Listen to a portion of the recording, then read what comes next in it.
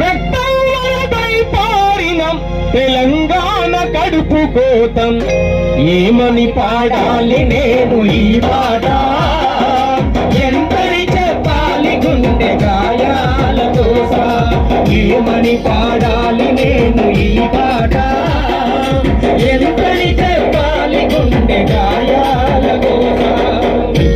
పోరాటాలకు పేరుగాంచిన కోట పరిసరం